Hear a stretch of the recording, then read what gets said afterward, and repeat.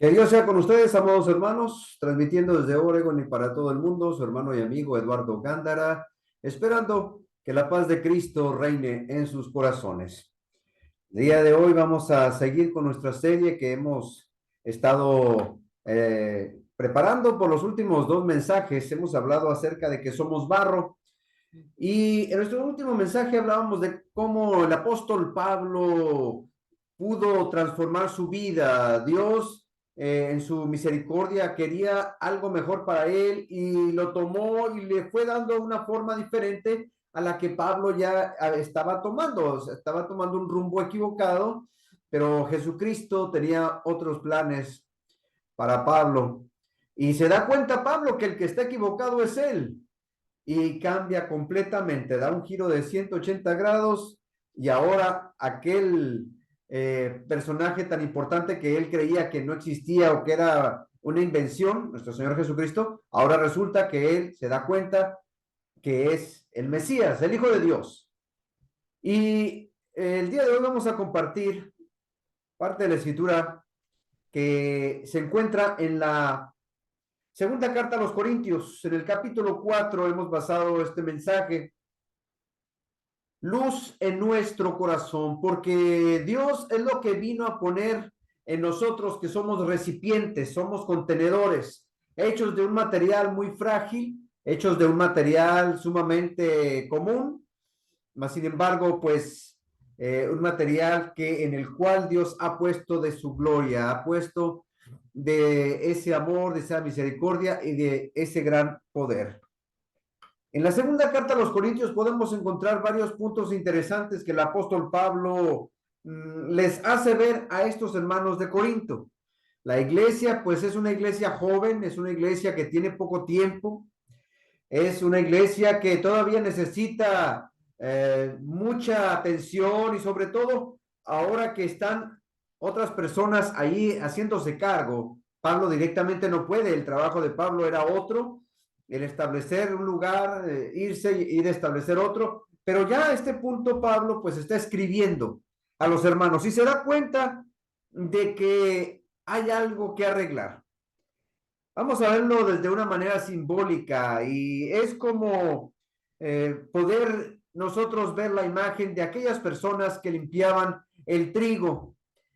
El trigo es necesario, en la antigüedad se limpiaba de una manera tan diferente a como se hace ahora, porque se elevaba el trigo con sus vainas y dentro de sus hojitas se levantaba para que el aire se llevara las cascaritas y cayera la semilla limpia.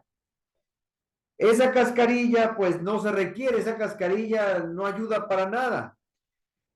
Si entendemos de una manera simbólica, pues trigo sería lo mejor, sería la verdad revelada por Dios. El grano, el alimento, es lo que importa. Lo demás pues no sirve. Una cascarita que en su momento pues ayudó, pero ya en ese momento no. Y Corinto, podemos nosotros darnos cuenta que es una ciudad donde existe mucha cascarita, o sea, mucho desperdicio, donde hay personas de todas partes. Corinto, podemos ver que había muchísimas costumbres, muchísimas religiones, muchísimas tradiciones, obviamente, y mucha cultura, pero también esto era perjudicial porque los nuevos creyentes podían pensar que lo que se decía, lo que veían, pudiera ser correcto. La cascarita que nosotros decimos que es bueno que se quite, que se aleje, pues a lo mejor son esas religiones que por ahí estaban, que podrían influenciar a una fe débil, a una fe que apenas está iniciando. Existía mucho lugar en Corinto donde se pudiera malentender la escritura, el mismo evangelio se podía cambiar y se necesitaba que las personas que estuvieran a cargo realmente fueran personas espirituales y estuvieran muy al pendiente de la doctrina verdadera. Cuando la verdad del evangelio de Cristo viene y alumbra los corazones de las personas, pues hay un cambio notable en cada persona. Y es pensar como que aquella buena semilla es apartada, aquella buena semilla es puesta en un lugar mucho mejor. Apartar la semilla, alejar a un lado la cascarita. Lo bueno, pues sería la voluntad de Dios. Lo malo, pues de ahí de Corinto, pues es ese paganismo, esas costumbres, esa cultura que todo lo permitía. Los apóstoles pues están haciendo su trabajo. Pablo tiene que aclarar muchas cosas porque a pesar de que ya había establecido ahí una iglesia, pues como que se están malinterpretando o se están llevando a cabo mal lo que se debe de hacer en la iglesia, en las reuniones. Pablo tiene que escribirles y hacerles ver que la comunión no es como ellos la estaban llevando a cabo, porque en la comunión ellos cenaban literalmente, hacían un banquete grande, incluso hasta tiene que llamarle la atención porque algunas personas se ponían ahí a beber y todo se salía de control. No era algo solemne, no era algo espiritual. Tenía que aclarar lo que es referente al día del Señor, porque pues algunos decían, no, pues debe de ser el sábado como la tradición judía, no, pues es el domingo. Les tiene que hablar de la responsabilidad de la ofrenda, que cada quien conforme propuso en su corazón, no por necesidad, porque Dios ama al dador alegre. Incluso menciona ahí en el capítulo 2 acerca de que el que siembra escasamente, pues escasamente también segará, y el que siembra generosamente, generosamente segará. Entonces, hay varias cosas que ya estaba haciendo la iglesia, mas sin embargo, estaban todavía como que entraban bajo la influencia de alguien más, y por eso Pablo les escribe, y por eso Pablo tiene que poner en orden varias cosas, qué es la verdad y qué no lo es. Un panorama mucho más amplio tenían que ver estas personas. Y dice la escritura ahí en capítulo 2 capítulo 4 de la segunda carta a los Corintios, empezando desde el versículo 1, dice de la siguiente manera: por lo cual, teniendo nosotros este ministerio según la misericordia que hemos recibido, no desmayamos. Y vaya que dice esto porque pues las cosas se ponen difíciles cuando uno enseña algo y de repente se da cuenta que esas enseñanzas no son tomadas bien en serio o no son tomadas en cuenta. Tal vez lo que le hace falta a las personas es preguntarse, ¿qué es lo que Dios quiere de mí? ¿Qué Dios es lo que espera de mí, de usted, de cada uno de nosotros? Y Pablo tiene que ayudarles a abrir ese entendimiento, tiene que enseñarles de tal manera a que se den cuenta que Dios nos ha puesto aparte, nos ha formado, sí, de la tierra, del barro, pero también ha puesto algo maravilloso dentro de cada uno de nosotros. Y el evangelio que viene a compartirles no es un evangelio inventado por el ser humano. Él viene a decirles, pues yo soy enviado de parte de Dios, teniendo este ministerio según la misericordia que hemos recibido de parte de Dios, porque tuvo misericordia de Pablo por todo lo que hizo, por todo lo que dañó. Y ahora el Señor lo necesita para que ahora trabaje en aquello donde él no estaba convencido. Y dice Pablo, no desmayamos, no nos rendimos tan fácilmente, ni tampoco difícilmente. Es importante vernos nosotros también como esos recipientes que Dios ha creado y que ha puesto algo maravilloso dentro, esos contenedores. En algunos casos, como Pablo, bueno, él está a cargo de evangelizar, predicar la palabra, pero hay muchos otros ministerios, hay muchos otros servicios dentro de la congregación, dentro de la iglesia, y son importantes todos para darle a Dios la honra y la gloria que merece. Estas encomiendas ayudan a que la congregación se fortalezca más. En el versículo 2, bueno, primeramente dice, nosotros, es importante, hermanos, que nos veamos como alguien valioso, alguien importante, alguien que el Señor tomó y que el Señor puso aparte y depositó algo maravilloso dentro de nosotros para que brillara. Esa luz que para algunos será que seamos más misericordiosos, otros será que sean más pacientes, otros será que sean personas amables, que dejen a un lado la envidia, los celos, que dejen a un lado la maldad, porque Dios precisamente ha alumbrado y ahora nosotros podemos ver claramente para no andarnos tropezando con nada. Y en vez de ser tinieblas, ser luz para otras personas. En el versículo 2 dice, 4:2, antes bien, renunciamos, pero a lo oculto, a lo vergonzoso. Él ha tenido misericordia de nosotros y nosotros nos mantenemos, pero lo que sí hemos dejado, lo que sí no queremos, es lo oculto y vergonzoso, no andando con astucia ni adulterando la palabra de Dios, sino por la manifestación de la verdad, recomendándonos a toda conciencia humana delante de Dios. A eso sí renunciamos, a dejar aquello en lo que uno pudiera tomar ventaja y no queremos hacerlo. Esa astucia que a veces la gente la utiliza malamente para aprovecharse de los demás, para beneficiarse de los demás. Dice incluso aquí la escritura, no adulterando, porque pues hay muchas personas que sí se encargan de cambiar, de modificar aquello que Dios ha establecido. Y hay personas con buena fe que dicen, bueno, si aquí la persona, el líder, el ministro dice que es de esa manera, entonces debe de ser de esa manera. Ciegamente creen en lo que dice el que está a cargo y hacen lo que él está pidiendo, por supuesto. Pablo tiene que poner orden al respecto. Tiene que decirnos, miren hermanos, tengan cuidado. No se dejen engañar. Nosotros no andamos queriendo cambiar las cosas. Nosotros queremos quedar bien delante de los demás, recomendándonos a toda conciencia humana delante de Dios. Que nos vean que nuestro evangelio es genuino, es verdadero. En el versículo 3 dice algo muy interesante, porque pues a todas las personas que le hablamos, no todas van a confiar, no todas nos van a escuchar. Pero si nuestro evangelio está aún encubierto, o sea que no se ve claramente, entre los que se pierden está encubierto. Entre la gente que no escucha, para ellos está encubierto.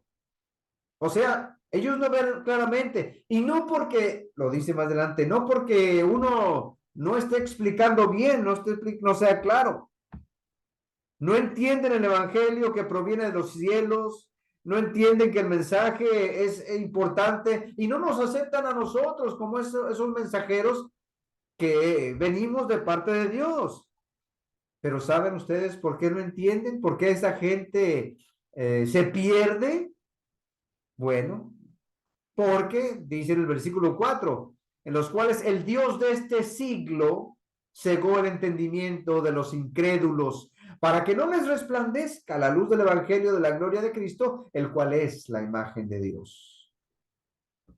Esta gente se pierde porque alguien más ya hizo una labor con ellos. No pueden entender el evangelio porque hay alguien más que ya trabajó con ellos en su mente, en sus ideas. Y tristemente a veces hasta son algunas personas allegadas a nosotros, algún ser querido, algún familiar que no quiere nada acerca de la Biblia, de la palabra de Dios, y no quieren escuchar, no quieren aceptar, no quieren cambiar. ¿Por qué? Pues parece eso mismo. Alguien más ya los convenció de lo contrario, que no es cierto, que es falso. Hay tantas excusas. Pero Pablo, él está convencido de que el trabajo que está haciendo es lo correcto. Muchas veces lo escucharon y lo vieron algunos líderes y no les importó. No nos interesa lo que tú vengas a decirnos, tú estás mal. Y muchas veces esos líderes llegaron incluso a mentir con tal de que no se supiera la verdad, como aquellos que le pagaron a los guardias cuando el Señor Jesús resucitó. Ustedes cállense, no digan nada, digan, o más bien digan que los apóstoles se los llevaron cuando se abrió la tumba. ¿Y esos son los líderes? Ocultando la verdad. Pablo dice, nosotros no es que seamos malos ministros, no es que no enseñemos bien. Este evangelio, este mensaje que traemos, no es invención nuestra, no es mi opinión, no son mis puntos de vista. Yo lo he recibido de parte de Dios. En otras palabras, diría, bueno, si estas personas no quieren entender, no me vean a mí. No quieren porque simplemente no quieren. No aceptan lo que yo les vengo a traer. Yo hice el trabajo que me correspondía hacer. Y el Dios de este siglo, fíjense hermanos cómo dice el Dios de este siglo, con D minúscula. Pudiera ser algún ídolo, pudiera ser alguna creencia, alguna filosofía, como ahora en estos tiempos, tantas creencias que hay que no meramente son religiosas. Algunos quieren creer simplemente lo que quieren creer por su conveniencia. Y ya no se trata de religiones, se trata de ocurrencias de la gente, filosofías, que si Dios es mujer o que si, ¿por qué nada más se hablan de cosas de hombres en la Biblia y empiezan a atacar la palabra de Dios, entre otras cosas? Están cegados, no quieren escuchar, no quieren ver, no quieren aceptar, no pueden entender el Evangelio porque pues alguien más ya los cambió, ya los transformó. En el versículo 5 dicen, porque no nos predicamos a nosotros mismos, sino a Jesucristo como Señor. Y a nosotros venimos a ser siervos por amor de Jesús. No es mi evangelio, diría Pablo. No son mis reglas. Es lo que el Señor nos ha enseñado, es lo que el Señor nos ha transmitido y es lo que venimos a compartirles, es lo que venimos a enseñarles. El evangelio muchas veces no es predicado porque algunos tal vez tengan miedo, algunos digan, no, pues es tantas veces que me rechazan, pero necesitamos entender que el evangelio viene de los cielos. Y aunque sí está escrito en la Biblia, es palabra de Dios. La escritura es inspirada por Dios. Inspirada quiere decir que no es de origen humano. Alguien más se encargó de inspirar a estas personas para que escribieran. Por mucho que yo haga, por mucho que yo estudie, nunca será suficiente mi conocimiento con el conocimiento de Dios. Yo soy un instrumento, nada más. Una persona que estudia, se prepara y trae un mensaje, pero la sabiduría proviene de parte de Dios. Por eso dice Pablo, no nos predicamos a nosotros mismos, sino que nosotros somos siervos del Señor y compartimos esto con ustedes. Esta, hermanos, es una aclaración importante. Entender que hay un límite, que hay una frontera, entender qué sería predicar a Cristo y qué sería simplemente predicarme a mí mismo, tomándome a mí como a alguien grande, como si fuera un profeta, como muchos ahorita andan diciendo que son los varones de Dios o los siervos de Dios, que Dios les habla directamente y que ahora todos los demás tienen que hacer lo que ellos les dicen. Somos hijos de Dios, sí, por supuesto. No, sin embargo, tenemos una responsabilidad muy grande. Si algo decimos mal, si alguien por nuestra culpa se pierde, entonces vamos a dar cuenta por ello. Hay que entender, mis hermanos, que Jesucristo es el Señor. Él es el dueño y yo simplemente soy el que sirve, el que atiende. Él es la autoridad y yo me someto. Él es el que tiene el poder y yo le obedezco. Él es el que determina la ley. ¿Cómo se deben de hacer las cosas? No yo.